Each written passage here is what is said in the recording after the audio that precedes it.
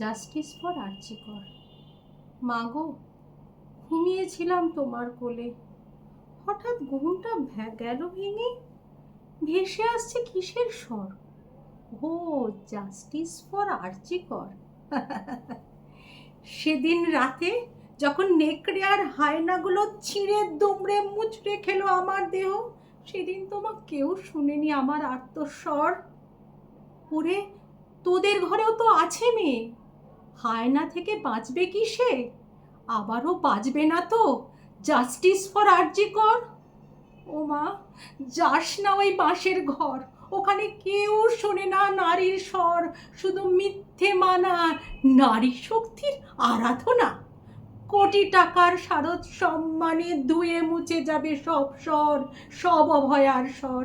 হবে না মা, জাস্টিস ফর আরজি কর।